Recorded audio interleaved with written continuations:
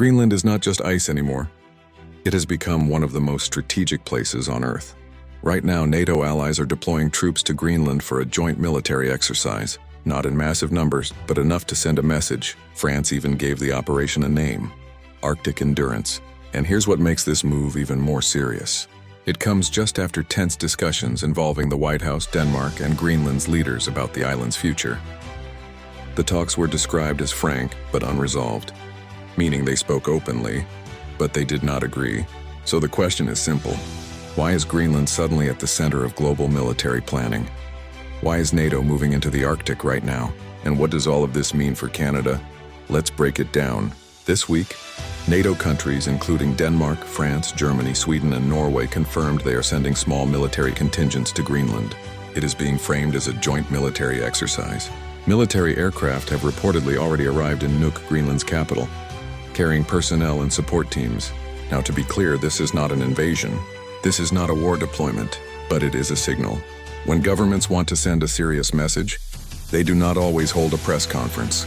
Sometimes, they move people, aircraft, and logistics, and that is exactly what we are seeing here.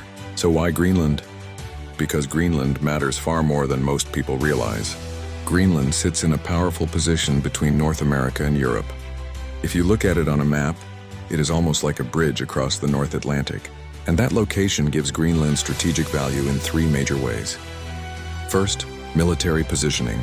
If tensions rise in the North Atlantic, Greenland becomes a key part of surveillance, radar coverage, and air operations.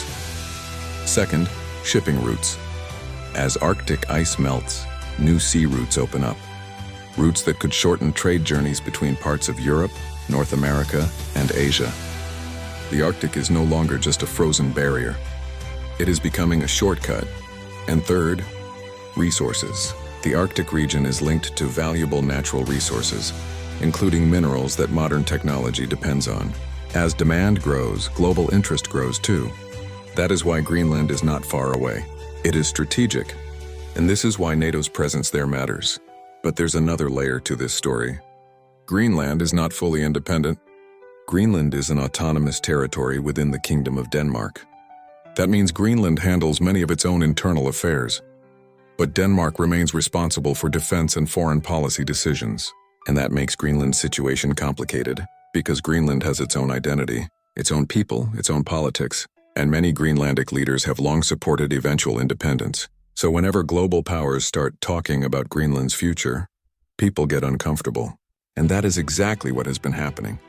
Reports indicate that US, Danish, and Greenlandic officials held discussions about Greenland's future, and Denmark described those talks as frank, but still unresolved. That one detail is important, because when big powers argue about a strategic location, the next step is rarely silence. It is action, and NATO's action was the deployment. But what is Arctic Endurance really about? On the surface, it is a joint military exercise. Cold weather training, not planning drills. Survival operations, Arctic readiness. Because operating in Greenland is not like operating anywhere else. The weather is brutal. Visibility can vanish in minutes. Equipment can freeze, mistakes can kill. So this kind of training matters. But again, it is not only about training. It is also about presence. When NATO troops arrive, it communicates something without saying a word. It tells rivals, we are here, we are watching, and we are capable of operating in this environment. That matters because the Arctic is becoming crowded. For decades, the Arctic was treated like a distant region, a place without much attention. But now that is changing because of rising geopolitical tension and because of Russia. Russia has increased its Arctic activity over the years, strengthening capabilities, expanding operations, and treating the region as a strategic priority. And NATO does not want to be caught unprepared. So when NATO allies reinforce Greenland, it is also part of a wider Arctic defense strategy. This is not just about Greenland. It is about the direction the world is moving in. Because the Arctic is no longer quiet, it is contested. And this is where the word sovereignty becomes central. Sovereignty means control, and control means power. Greenland wants the right to decide its own future. Denmark insists it remains responsible for defense. And the US has deep strategic interest in the region, so Greenland is caught in a storm of attention. Not because the world suddenly cares about Greenland as a society, but because the world cares about Greenland as a strategic asset. And when the Arctic becomes valuable, influence becomes the fight. Now let's talk about Canada. Because Canada is not just watching this situation from far away. Canada is a NATO member, but more importantly, Canada is an Arctic country with major northern interests. Greenland is close, and what happens in Greenland affects Canada's defense reality. If Greenland becomes more militarized, Canada will feel it through. Northern surveillance systems, defense coordination, alliance obligations, and the future of Arctic security. This isn't abstract. Canada's Arctic regions already face challenges: harsh environments, large distances, limited infrastructure. So when NATO increases attention on the Arctic, the pressure increases on Canada too. The question becomes, if the Arctic becomes one of the world's major geopolitical battlegrounds, is Canada ready? Now what happens next? Most likely, NATO will continue increasing Arctic exercises.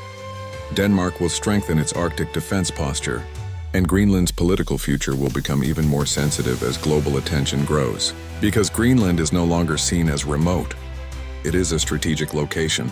And in the modern world, strategic locations become contested.